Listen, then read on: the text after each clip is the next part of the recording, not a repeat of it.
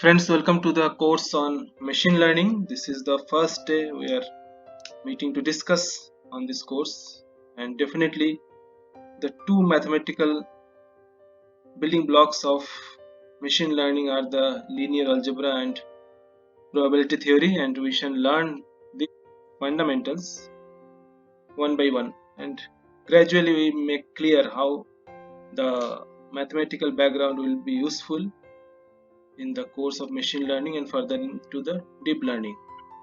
So we shall learn the subject step by step and make the mathematical elements clear first, so that at a later stage of the subject or the course, when we require the mathematical support, we can easily apply the mathematical fundamentals or our knowledge of the mathematical fundamentals into the course of machine learning.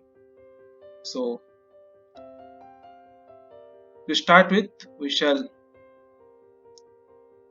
discuss with the linear algebra concepts.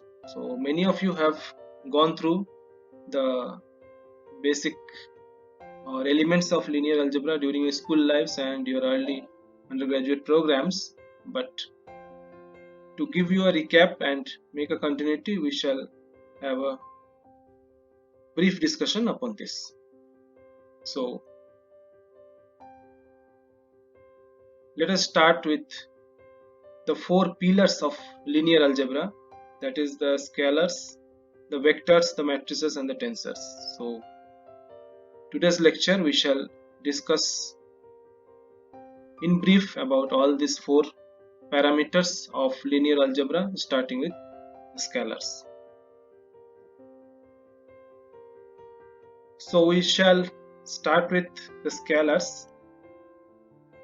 Let me write here the topic scalar. So we all know that a scalar is a single number, but here plays a vital role during computer optimization. So we are learning the topic scalar. We represent it by small letter, say small s, like this. Generally we consider a set of large numbers from which we need to pick up a single number, which is a scalar, and this last set is defined as the space or the domain from which we'll pick up the parameters of a requirement in linear algebra. So this set can be a set of natural numbers, say capital N represent the set of natural numbers from which if I am picking up a single scalar, so I can say a small n is an element of the set of natural numbers. So moving to the next, we discuss vectors. So we give the capital vector as the caption.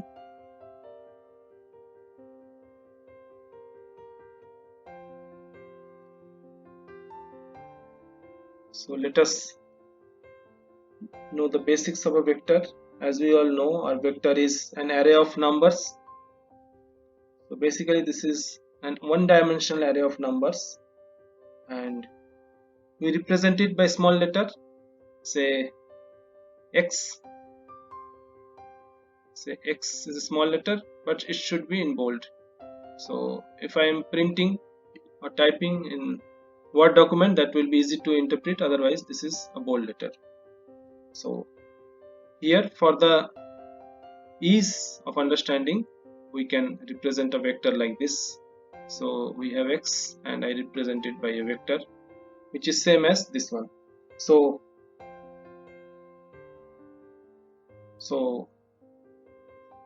suppose this is a vector with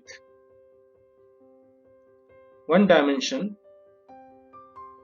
we can represent it as a column of elements, say x1, x2, like that, up to n elements. So this is one dimensional vector with n rows and one column. So Another way to write it is x1 x2 like this up to xn. So we can write it in transpose. Now the order will be transposed. So this vector x I am writing here as capital small x with in bold. Instead of that I am representing as small x with vector sign, so that we can understand this is a vector. So this should be an element of the set of real numbers.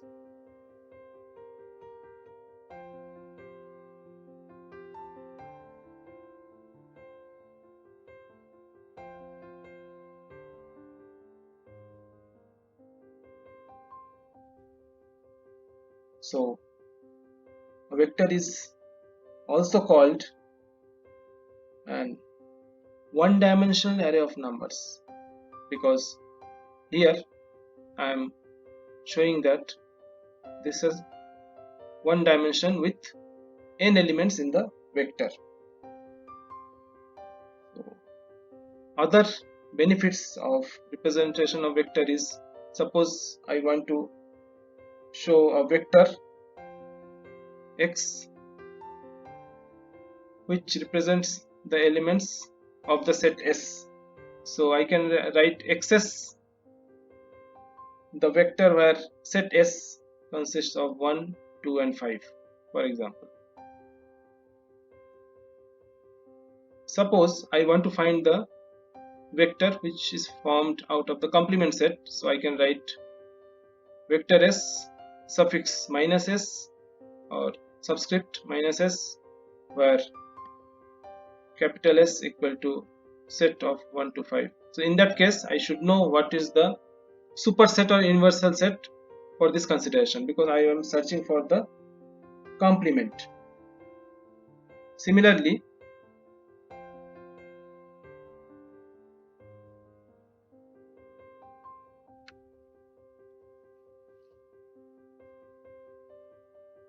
we can explain about the matrices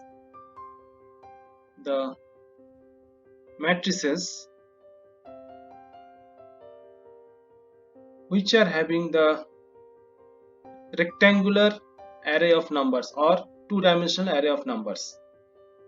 So a vector is like a column or a pillar, so a matrix is like a square figure. So suppose I have a matrix A, it is represented by capital A, most of the times by italics. So this is an element of a two-dimensional space of real numbers, maybe m by n. Then we can express A as A11, A1 comma 1, A1 comma 2, because this is the first row. So first entry is first row, then we are changing the columns, and this is m by n, so I will go for the n columns, so this should be A1 comma n. Similarly I will go for 2 comma 1, 2 comma 2, like that.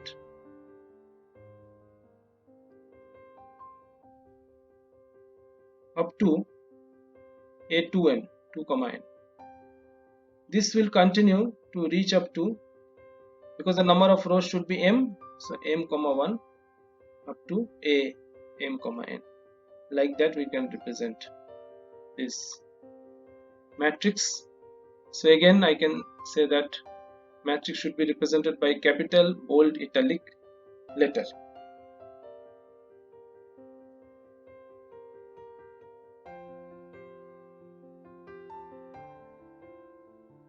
Here I can see that the matrix element is represented by two subscript numbers, like here I can say that A1 comma 2. So first entry is showing the index for row number and second entry is showing the index for the column number. However, in computer programming we know that index starts from 0 and terminates at n minus 1, but here we, in matrix algebra and linear algebra for representing the matrix indices, we start with 1.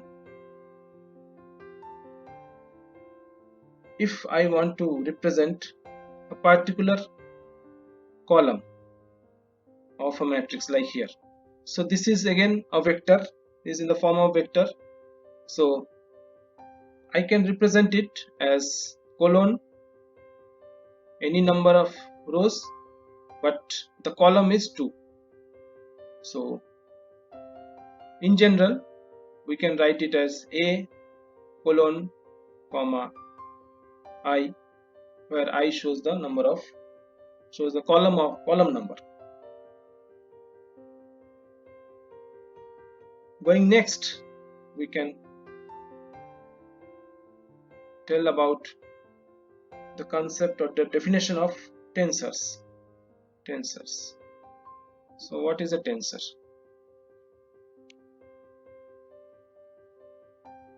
So tensor is basically an arrangement of numbers whose dimension is more than 2. So this is a 3-dimensional arrangement of numbers or higher dimensional arrangement of numbers. So a very good example of tensor is the Cartesian coordinate system of 3 dimensions. You can say x, y and z. So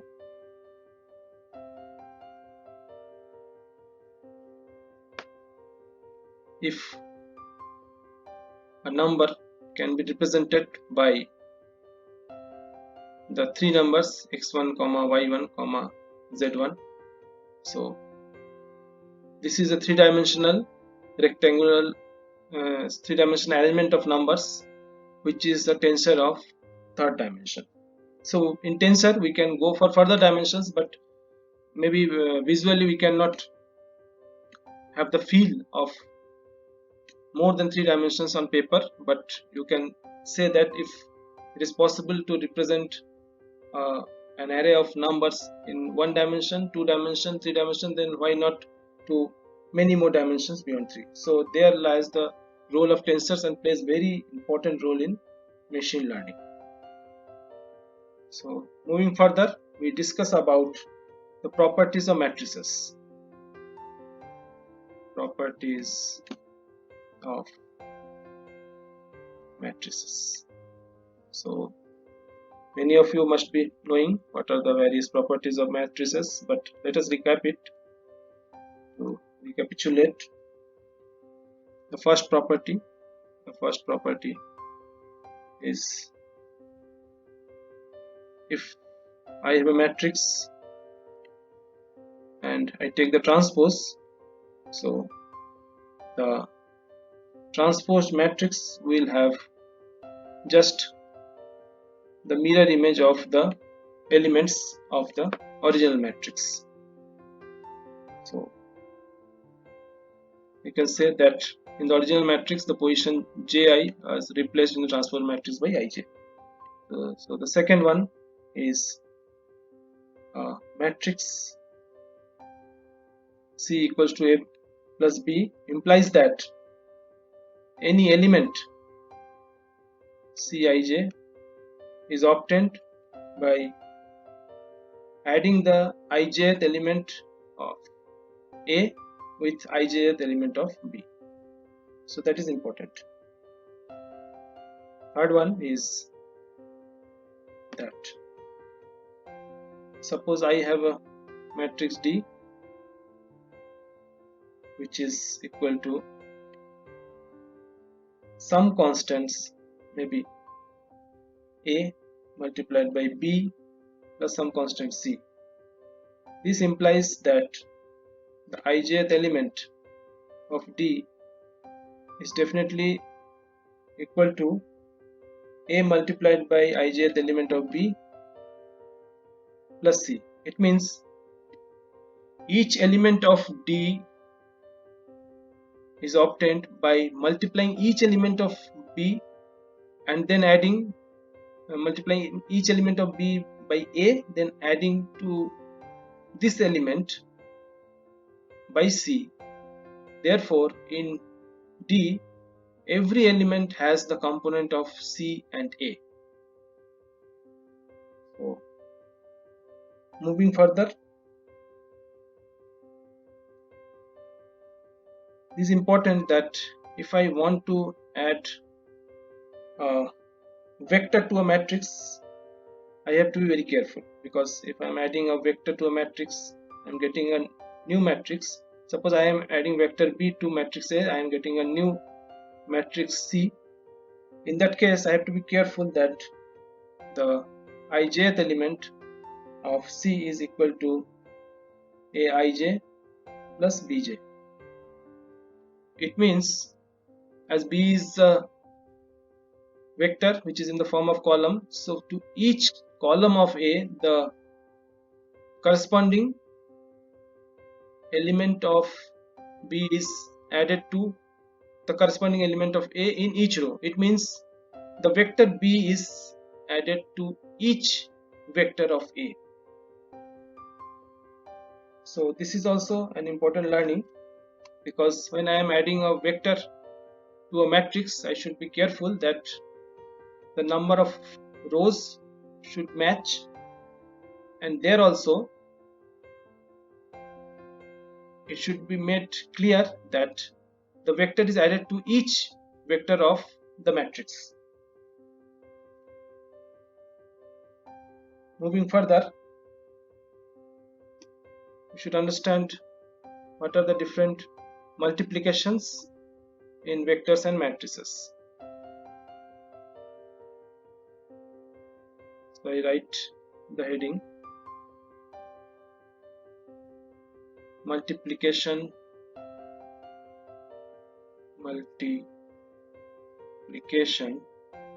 in matrices and vectors. So two matrices can be multiplied if the number of columns of the left matrix is equal to the number of rows of the right matrix. It means, suppose I have matrix A and matrix B. So matrix A is the left matrix and matrix B is the right matrix. Then the product can be obtained if A is of the form m by n, then the product will be as O by P, where I must ensure that n equals to O. So this is the element wise product. So I can say that element wise Cij equal to summation of k a I comma k into b k comma j.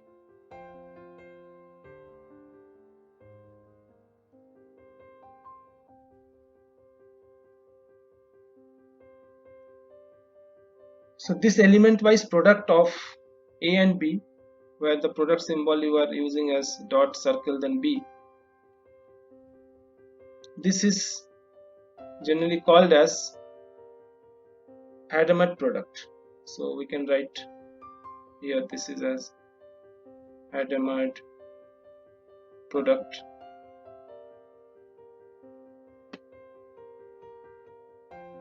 or dot product or dot product.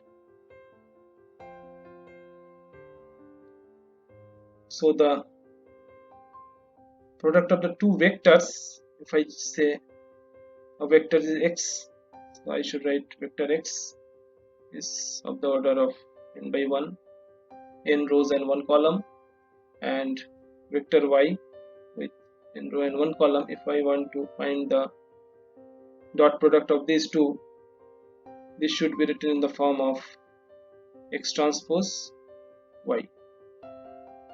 So if I have x equal to vector x equal to x1 x2 up to xn, and vector y equals to y1 y2 up to yn, then definitely this vector x transpose vector y should be equal to x1 x2 to xn, and I can write for the clear understanding y1 y2 up to yn, or this can also be written as, this yn can also be written as like y1 y2 up to yn transpose. So moving further, I can say that the dot product of two vectors, that is here vector x and vector y, should be written in this form, that x transpose y, and it is a scalar quantity. Because the dot product is a scalar quantity, we can write it some scalar quantity. So this is same as writing y transpose x. But remember that this is not equal to x y transpose. This is not equal to x y transpose, because when x is of the order of n by 1, x transpose of the order of 1 by n, this is n by 1, so the result is a single scalar. Here again, this is y transpose is 1 by n, x is n by 1, so the result is a scalar. But here you see x is n by 1, y is 1 by n, so this is not a scalar. So you have to be careful about this. So there are certain properties of multiplication of matrices and vectors. What are these properties?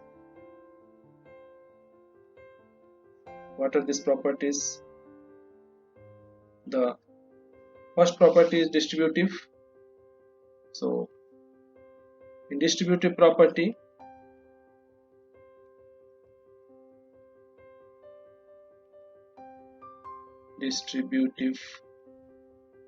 we have matrix A into B plus C. This is again the Hadamard product over here. This is equal to A Hadamard product B plus A Hadamard product C, and matrices should be in order. Number second, we have associative, and so I have A Hadamard B Hadamard C, or this is equal to A Hadamard B whole of Hadamard C, like this. Number third, we should know that it is not commutative. So A Hadamard B is not equal to B Hadamard A, but we have x transpose y equal to y transpose x. That is important. And the fourth property is about the transpose. About the transpose, we say that A Hadamard B, the transpose of it equals to B transpose Hadamard of A transpose. So these are the few fundamentals about the scalars, vectors, matrices, and tensors. And with these fundamental definitions, in the next class we shall discuss about the system of linear equations, where we will operate the matrices with vectors, and we will show you some interesting results of these.